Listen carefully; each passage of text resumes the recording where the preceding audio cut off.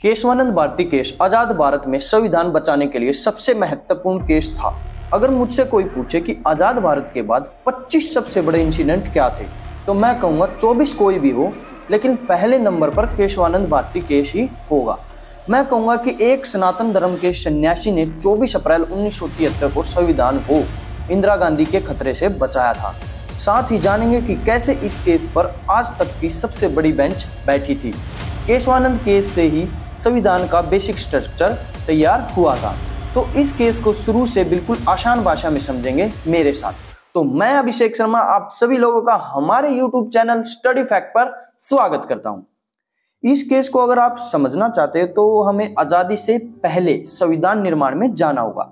जब देश आजाद हो रहा था तो इसमें किसानों ने अपने हित के लिए आजादी के आंदोलन में भाग लिया था।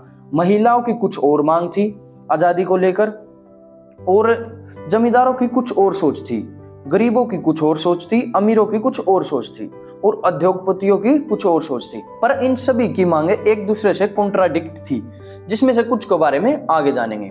संविधान के भाग 3 में आर्टिकल 12 से 35 में फंडामेंटल राइट दिए गए हैं, और आर्टिकल 13 में लिखा गया है कि मौलिक अधिकारों को खत्म नहीं किया जा सकता, और आर्टिकल 32 में दिया गया है कि अगर आपके मौलिक कर्तव्य खत्म किए जा रहे हो तो आप सीधा सुप्रीम कोर्ट का दरवाजा खटखटा सकते हो, हाई कोर्ट भी जा सकते हो, लेकिन सुप्रीम कोर्ट आपको मना नहीं करेगा कि आप मेरे पास क्यों आगे, पहले आप हाई कोर्ट जाओ। उसको आपकी केस के बारे में सुनना पड़ेगा, क्योंकि वो आपका फंडामेंटल राइट कोई भी नहीं छीन सकता। संविधान के भाग 4 डीपीएसपी राज्य के नीति निर्देशक सिद्धांत आर्टिकल 36 से 51 में दिए गए हैं। Directive principles of state policy हमें बताते हैं कि राज्य को कैसा होना चाहिए, मतलब शुड बी। वैसे इनका हनन हो तो इनको लेकर आप सुप्रीम कोर्ट नहीं जा सकते। ये तो बताते हैं कि राज्य को ये सब चीजें करनी चाहिए, जैसे राज्य को यूनिफॉर्म सिविल कोड लागू करना चाहिए, सबको समान अधिकार मिलने चाहिए, अमीरी गरीबी की खाई कम होनी चाहिए। लेकिन अगर फंडामेंटल राइट्स और डीपीएसपी में देखें तो सबसे इंपॉर्टेंट फंडामेंटल राइट होते हैं। संविधान के भाग 20 में अनुच्छेद 368 के अंदर संविधान को संशोधित करने के बारे में प्रक्रिया बताई गई थी कि अगर आपको संविधान में कुछ बदलाव करना तो आप 368 में जो प्रक्रिया दी गई है उनको पालन कीजिए और आप अपना संविधान बदल लीजिए। टोटल संविधान के अंदर 25 पार्ट है, यानी संविधान 25 पार्ट में डिवाइड है, और लेकिन जब बना था जो मूल संविधान था उसमें 22 भाग थे। और हाँ, ये जो 3 भाग मैं बता रहा हूँ ना, यही केशवानंद भारती के जो केस है ना उसके इर्द गिर्द चलेंगे, इसलिए इनको ध्यान से समझ लेना। अब आता है संपत्ति का अधिकार, जिसके बारे में मूल संविधान के 19(1) ऐप और 31 में दिया गया था।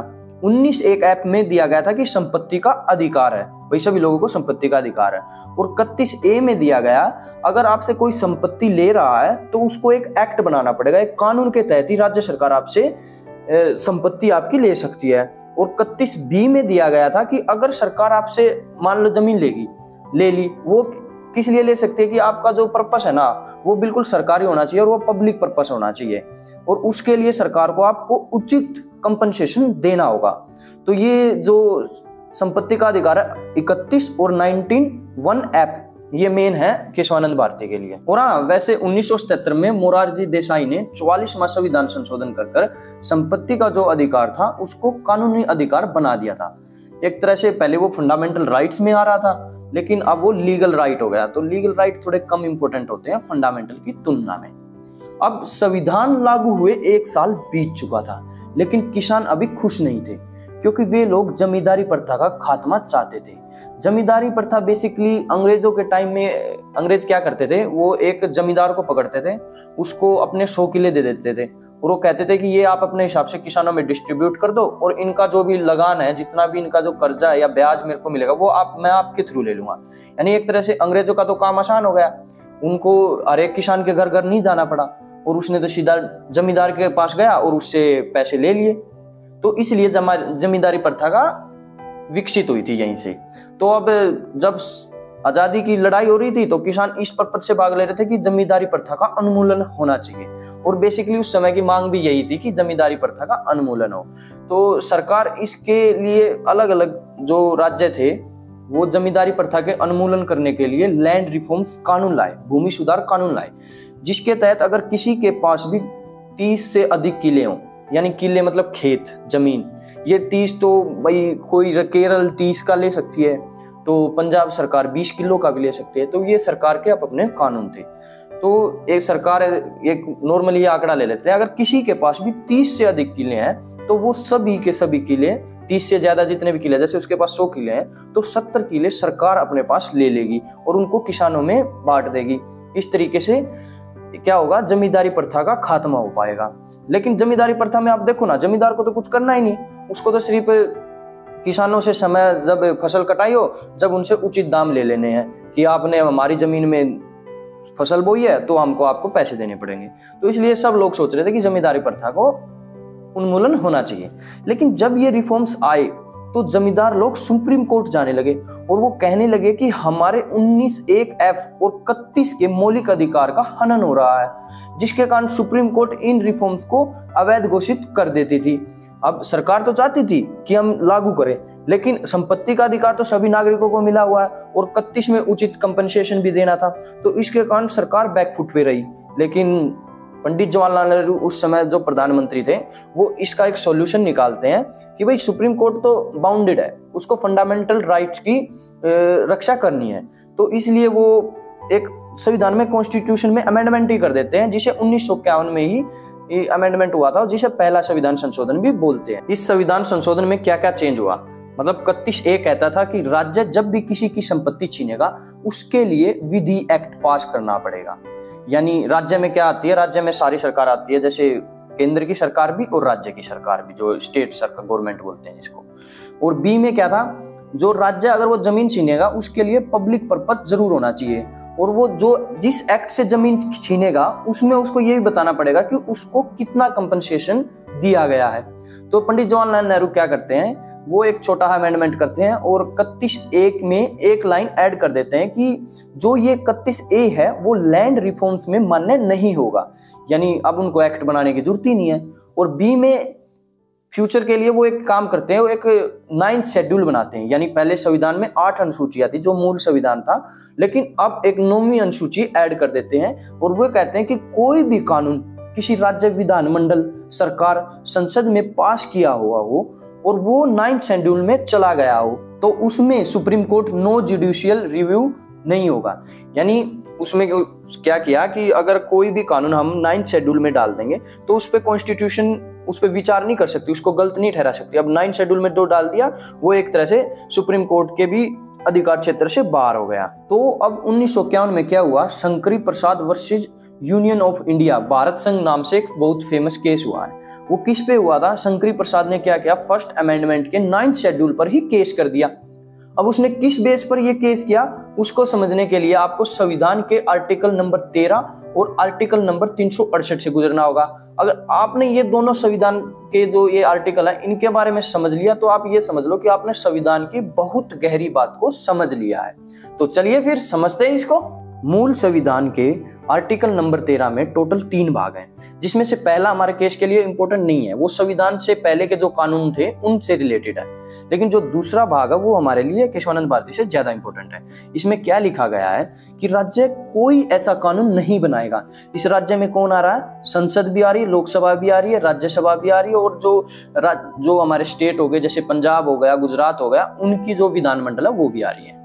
राज्य कोई ऐसा कानून नहीं बनाएगा जो फंडामेंटल राइट के खिलाफ हो। यदि राज्य ने ऐसा कोई कानून बनाया है जो फंडामेंटल राइट के खिलाफ हो, यानी जो फंडामेंटल राइट का हनन करता हो, तो वह कानून उस सीमा तक अवैध होगा जहां तक वो फंडामेंटल राइट को खारिज करे। यानी भाई आपने कानून बना दिया लेकिन आपने किसी की समानता छीन ली, तो जहां आपने समानता छीनी है ना उस लाइन को अवैध स्वीकार हो जाएगा, किसके तहत, आर्टिकल नंबर 13 के तहत सुप्रीम कोर्ट उसको अलग कर देगी। इसको पृथक्करण का भी सिद्धांत बोलते हैं।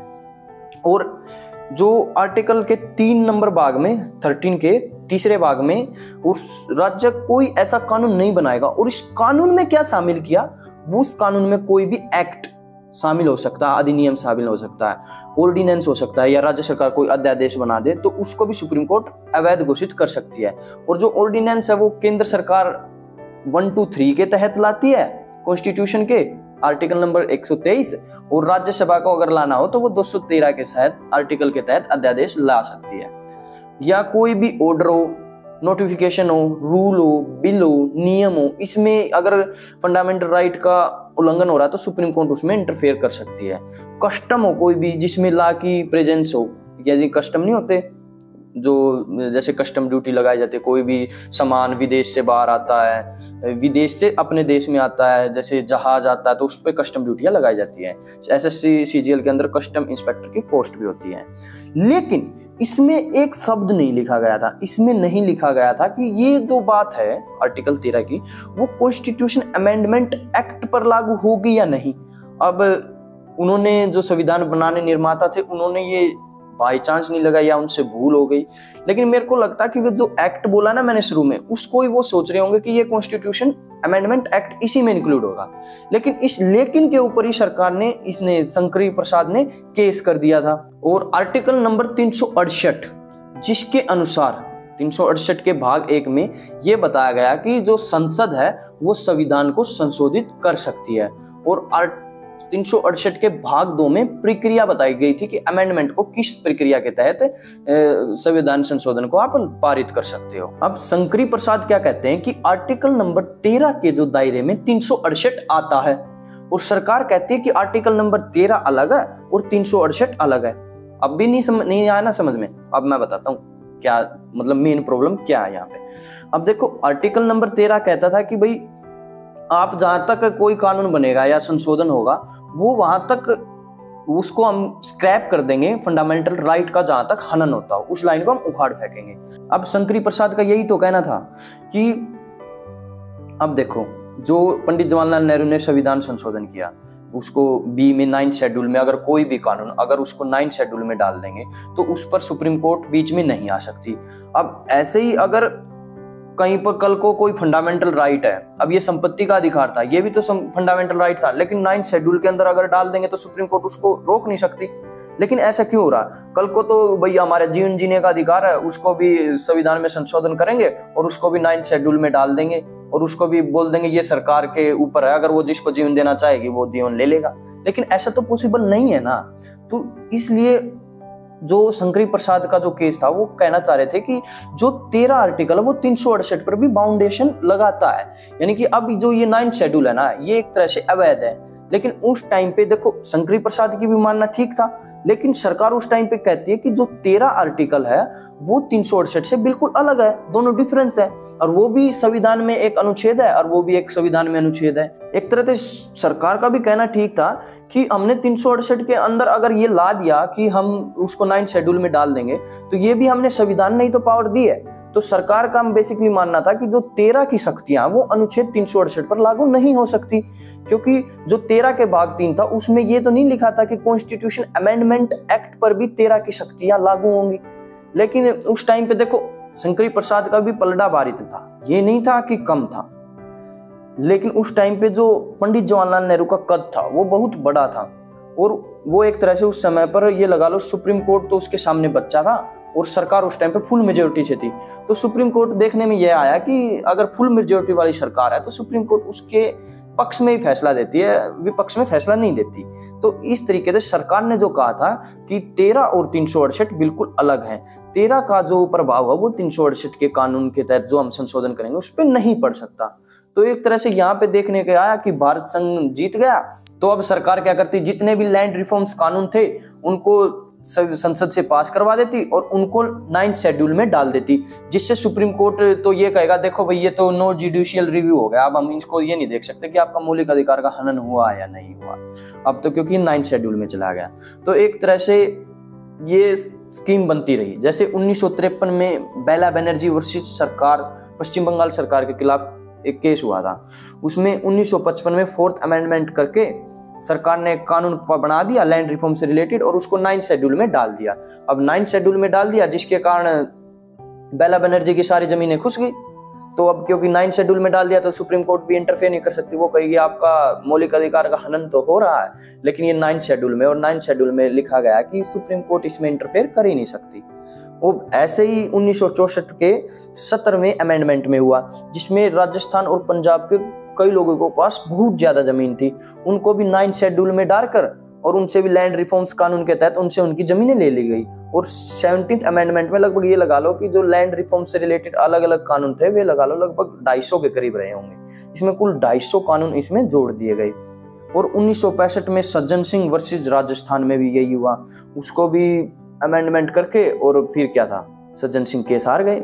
लेकिन अब तक तो सब कुछ ठीक चल रहा था, लेकिन ये ठीक नहीं चलने वाला था 1967 में गोलकनाथ मामला वर्सेस पंजाब सरकार के मामले में।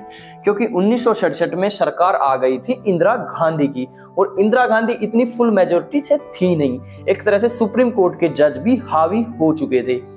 तो जो गोलकनाथ वर्सेस पंजाब सरकार का मामला क्या था, उन्होंने 1953 में पंजाब में लैंड रिफॉर्म्स करके और जो ये कानून बना दिया था कि जिनके पास भी 30 एकड़ से ज्यादा जमीन है ना, उनको नहीं है, वे 30 एकड़ तो उनके पास रहने देंगे, उससे अधिक जितनी भी है उनको सरकार ले लेगी।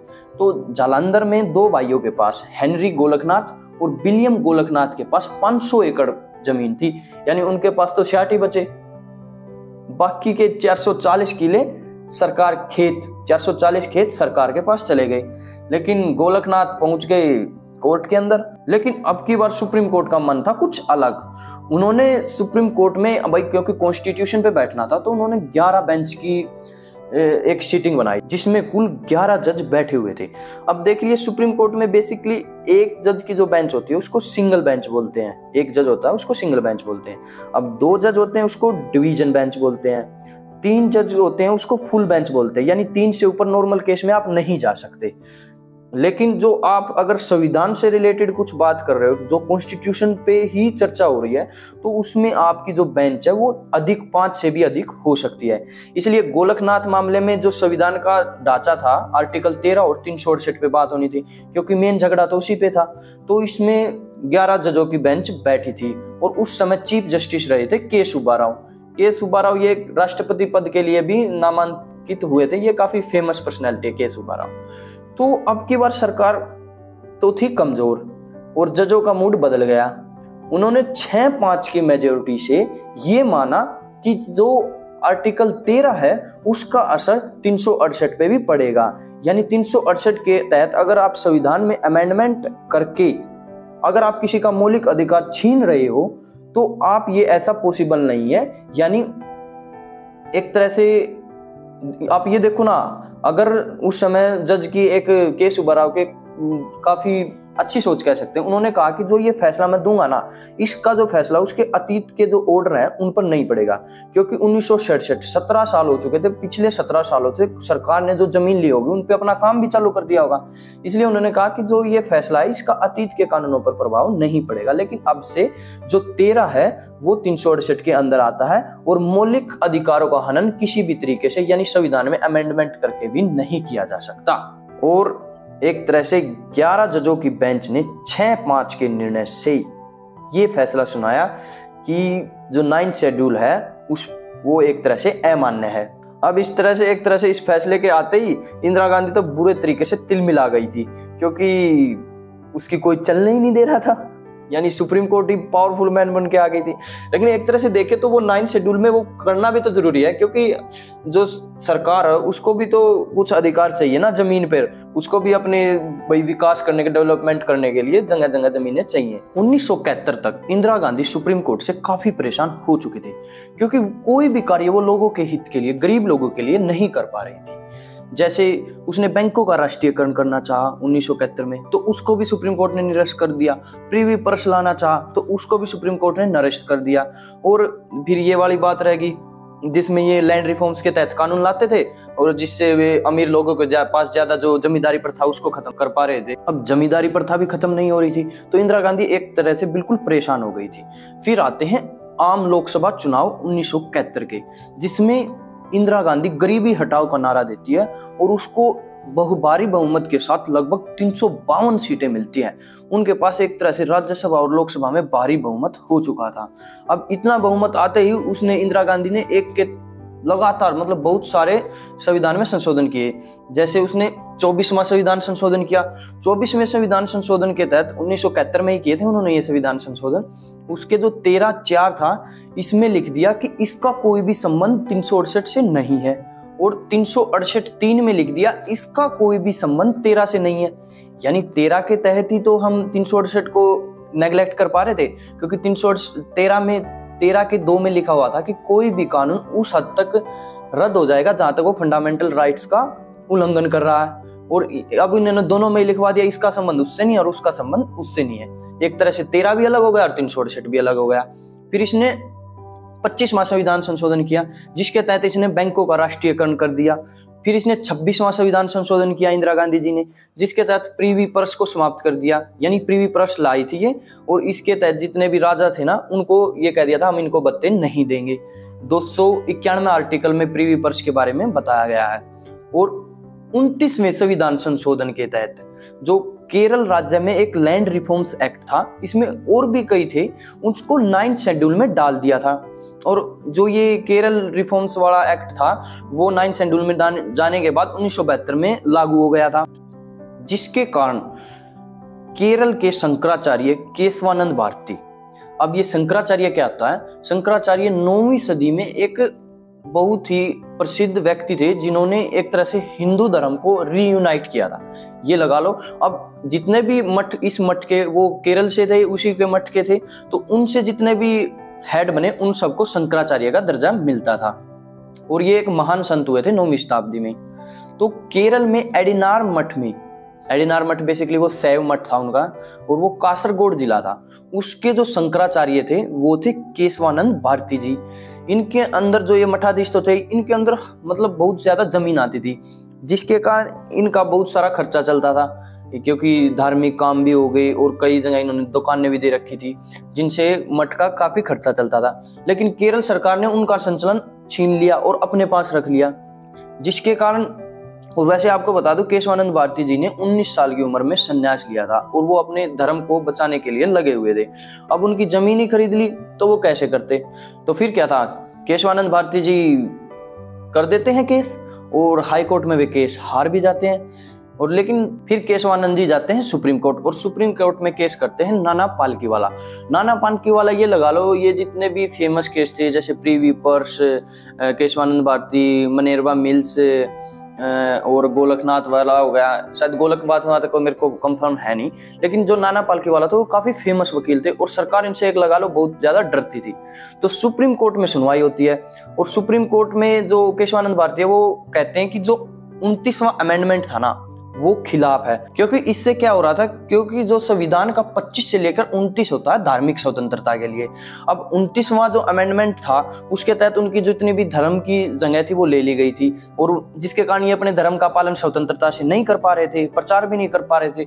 और वो इसमें अपना पेश 24वें संविधान संशोधन जो अमेंडमेंट था उसको भी बनाते हैं और 25 को भी बनाते हैं। तो एक तरह से बेसिकली इनका यही दिखाना था, जो संविधान संशोधन हुआ था ना 24 माह की, इसका कोई संबंध 13 का संबंध 68 से नहीं है, 368 से, और 368 का संबंध 13 से नहीं है।